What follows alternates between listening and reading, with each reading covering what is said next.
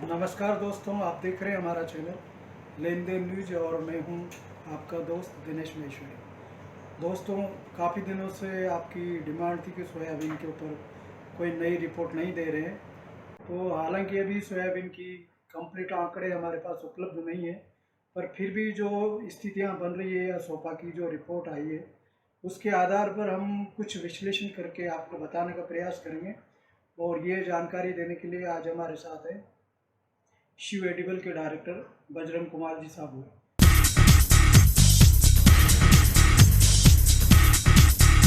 बजरंग जी नमस्कार। नमस्कार। तो बजरंग जी, अभी तक की सोयाबीन के बारे में क्या रिपोर्ट आ रही है? इस सोयाबीन का अगर जो डेटा अगर अपन देखें, सोपा का देखें चाहे गवर्नमेंट का देखें, पहले के मुकाबले ज़्यादा है। करीबन 122 लाख हेक्टर में बुआई बुआई हुई है।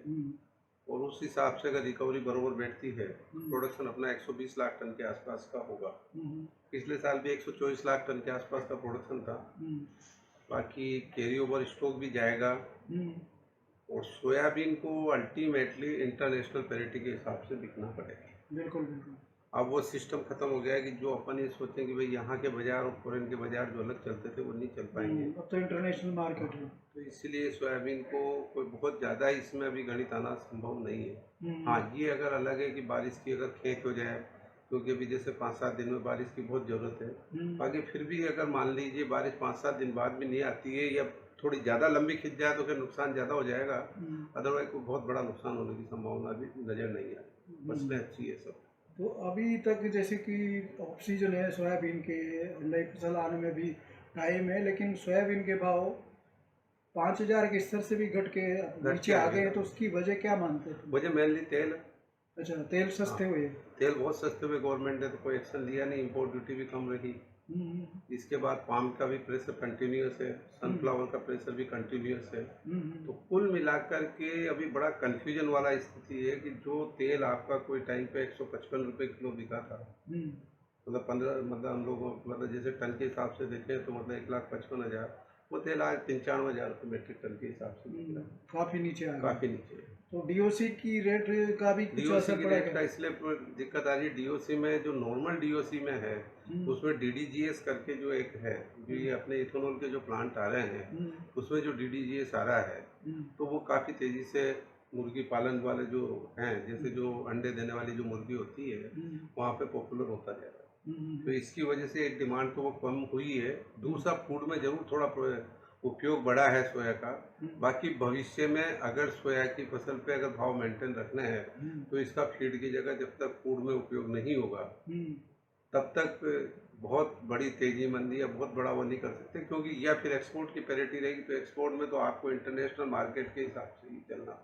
तो एक्सपोर्ट में तो जैसे आपकी डीओसी एक्सपोर्ट होती है, तो डीओसी एक्सपोर्ट ज़्यादा मात्रा में हो या इंटरनेशनल मार्केट में ज़्यादा तेजी हो, इसके लिए गवर्नमेंट को इंसेंटिव प्रोवाइड करनी चाहिए। हाँ कोई बिल्कुल, टाइम पे प्लांटों में डीओसी, इंसेंटिव मिले तो कोई ज़्यादा टाइम पे डीओसी जितनी होती थी एक्सपोर्ट, उस पर 10% गवर्नमेंट इंसेंटिव देती थी।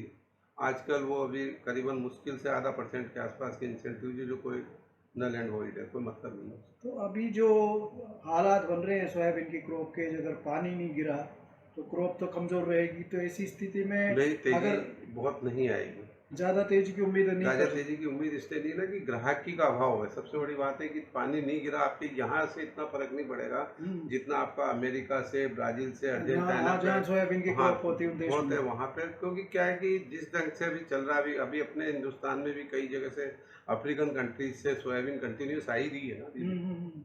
तो वहाँ पे जब तक फर्क नहीं पड़ेगा तो अपन लोगों की कितनी सी वो है। अगर अपन देखें तो अपना सोयाबीन का जो है मुश्किल से 120 लाख टन है, जबकि खुद अपने इंडिया, ब्राज़ील वगैरह इन सब के प्रोडक्शन मतलब 1,000 लाख मीट्रिक टन से ऊपर के प्रोडक्शन है। सिर्फ इस बार अर्जेंटीना बहुत कम रहा है। अर्जेंटीना जैसे 500 लाख टन होता था, उसकी जगह 240 लाख टन है।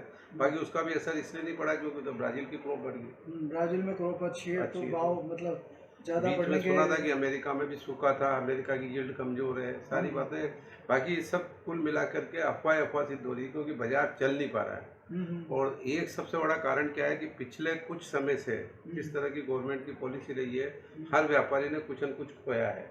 तो व्यापारिक भी मानसिक रूप से कमजोर हुआ है। मानसिक रूप से कमजोर होने के कारण क्या है, जब तक वो टोटल खाली नहीं होता जब तक वो कुछ लेता नहीं है।